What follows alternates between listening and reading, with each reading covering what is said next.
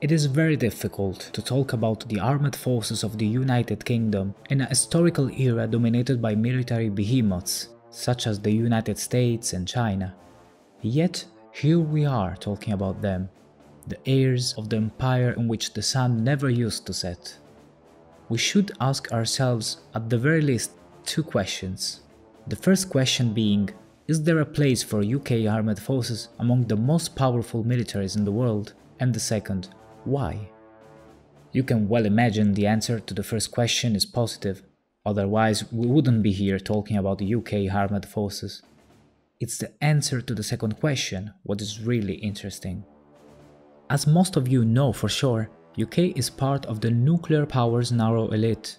As such, this has unquestionably a considerable weight in establishing the strength of the United Kingdom military power. But alone, this is not enough to explain why the United Kingdom is still among the major military powers. Otherwise, there would also be Pakistan, Israel, and North Korea in this list. There are many reasons, but perhaps the most significant is one specific characteristic of UK armed forces: the human factor. UK soldiers are in fact among the very best trained in the world. They are not afraid of comparison, even with US forces. Tradition and experience mark some of the basic differences between the orientation of the US Army compared to that of the UK armed forces. The latter have learned many lessons from the colonial and post-colonial situation, facing ongoing uprising in the overseas territories soon after the end of the Second World War. As a result, it is the very approach to the battle that is different.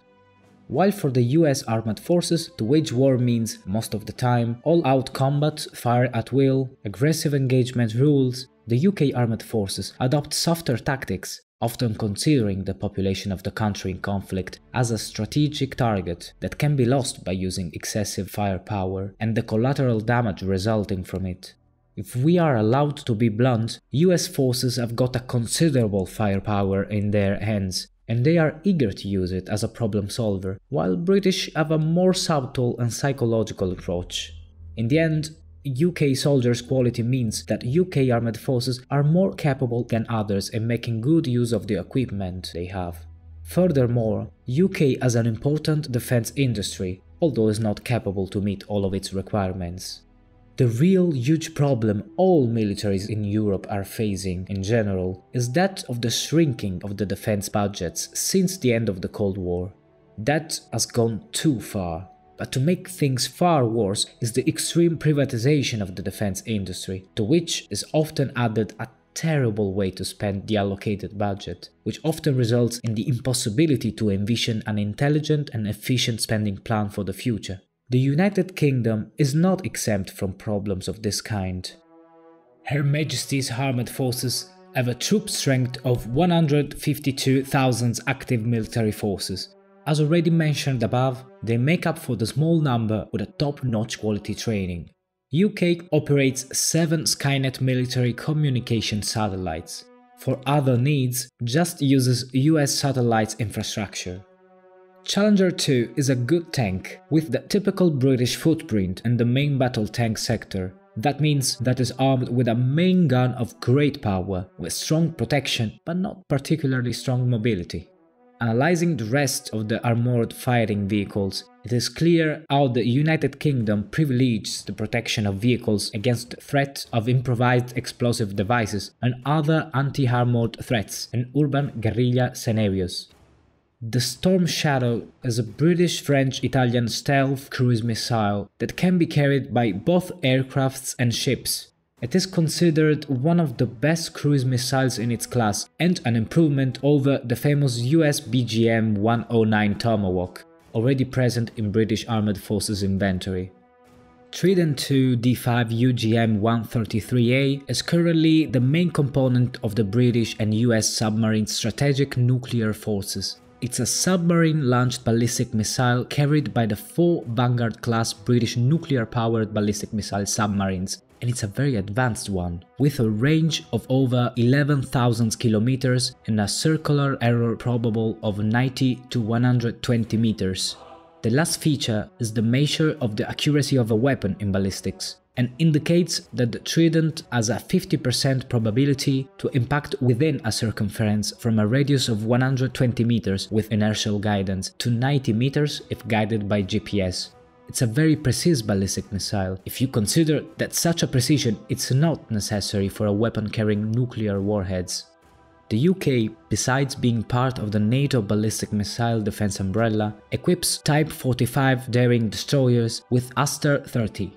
This missile is designed to intercept a wide range of air threats, from low altitude to fast-flying aircrafts and missiles. This missile is the result of a French-Italian-British consortium and constitutes the most important component of principal anti-air missile system, called Sea Viper in the UK.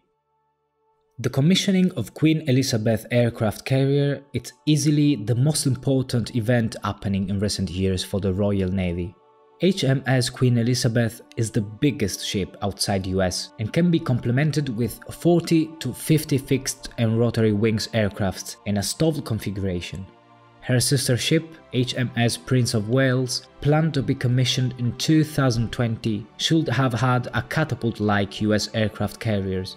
As the projected cost to implement a catobar system rose to about twice the original price, it was abandoned for the original stalled design. Recently, UK Ministry of Defence included the decommissioning of HMS Albion and HMS Bulwark into its cost-cutting measures package, justifying this measure with the added capabilities of the new Queen Elizabeth aircraft carrier, a decision that, if confirmed, would result in the total destruction of the already difficult balance on which the amphibious operation capabilities of the United Kingdom Royal Marine Corps is based.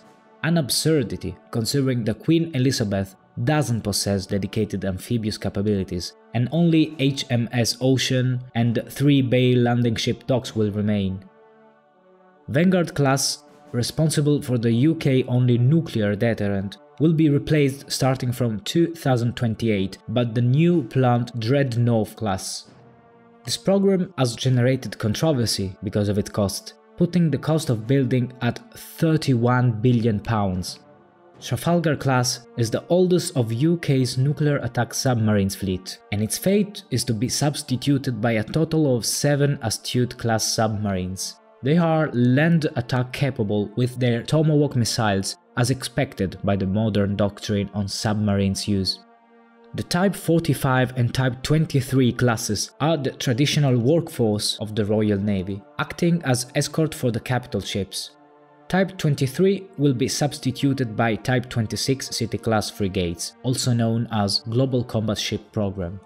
Royal Navy is still one of the most prominent navies in the world, although its position among the world's most powerful navies keeps on receding. The oldest air force in the world, the Royal Air Force, emerged at the end of the First World War as the largest in the world. It is today one of the smallest among European powers, even though completely modern and still holding a considerable power. Royal Air Force operates Typhoon FGR Force as the fighter entitled to protect UK airspace, and Tornado GR Force as its main strike aircrafts. Tornado GR Force are due to be replaced by both Typhoons and F-35's Lightning II. Its airlifting capabilities are still good, especially its long-distance strategic ones. But Royal Air Force needs more aircrafts of this kind to let UK military retain its traditional expeditionary capability. 2 things are to be noticed about Royal Air Force fleet: its heavy reliance on anti-surface, anti-submarine helicopters instead of fixed-wing aircrafts, and unmanned aerial vehicles' consistent numbers and commitment to pour more resources into this field. UK military force will still be consistent in the near future. UK stand among other great powers will likely depend on the consistency of foreign armed forces budget, and how fast some of them will be able to fill the technology gap.